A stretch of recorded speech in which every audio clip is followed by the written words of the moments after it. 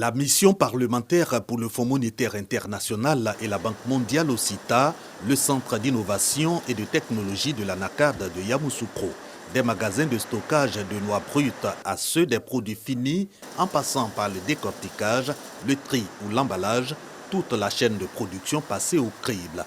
Au centre incubateur et aux ateliers pour femmes de cette usine, née du projet des chaînes de valeur compétitives pour l'emploi et la transformation économique, échange avec la filière coton à NACAD.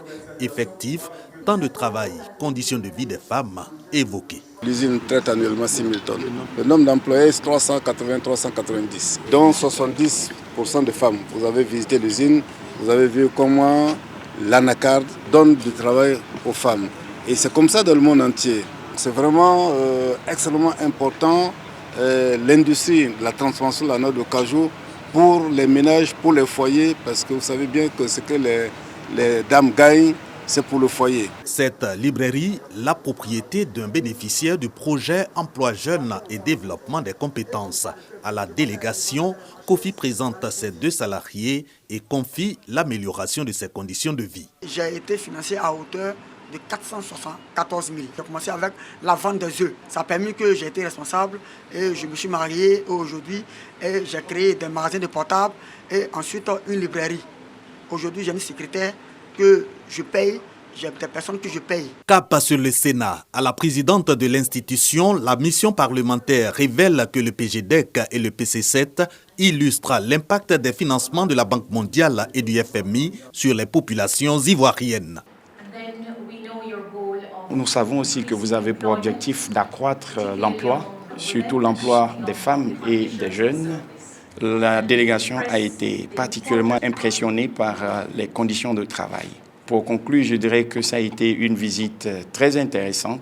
Et bien sûr, nous dirons au groupe de la Banque mondiale qu'il est important de continuer à soutenir les projets qui sont en cours en Côte d'Ivoire. Le plaidoyer pour l'appui au développement des pays membres, mission du réseau des parlementaires sur la Banque mondiale et le FMI, une organisation indépendante et non gouvernementale fondée en 2000.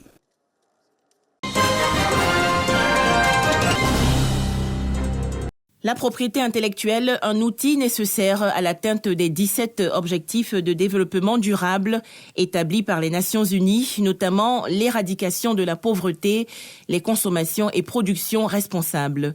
En Côte d'Ivoire, le gouvernement s'est approprié les objectifs de développement durable. En les articulant avec son plan national de développement PND qui s'inscrit parfaitement dans la dynamique de développement impulsée par son Excellence M. Alassane Ouattara, président de la République, visant à faire de la Côte d'Ivoire un pays à revenu intermédiaire de la tranche supérieure grâce à la transformation structurelle de l'économie par l'industrialisation à l'horizon 2030. Le gouvernement ivoirien veut ainsi faire du système de la propriété intellectuelle un levier stratégique de développement de l'activité économique, industrielle et commerciale.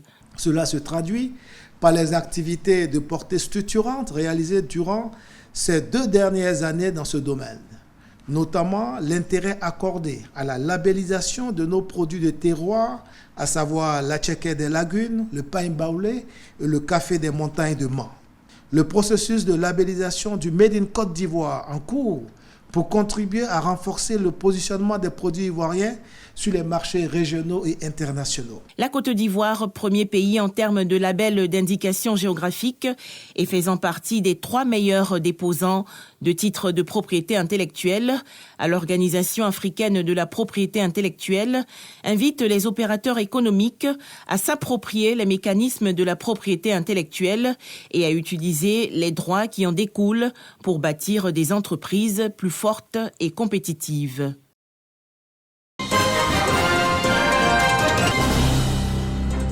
Au Centre national de documentation juridique, des matériels de digitalisation ont été remis par la coopération allemande GIZ Côte d'Ivoire pour faciliter la promotion et la diffusion du droit en Côte d'Ivoire. Les différentes actions menées sont le fruit d'une concertation constante entre le partenaire que vous êtes et le ministère de la Justice. Cette démarche honore la coopération allemande et conforte le ministère de la Justice et des Droits de l'Homme dans sa vision de modernisation du droit. Cette action s'inscrit dans le cadre de la promotion de l'état de droit en Afrique. Le Centre national de documentation juridique de Côte d'Ivoire joue un rôle essentiel.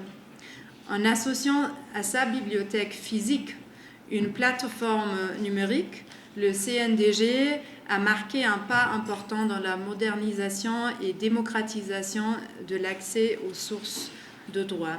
Avec ces dons, ils pourront scanner les décisions de justice et aider les centres communautaires et sociaux dans leurs travaux de proximité avec la population.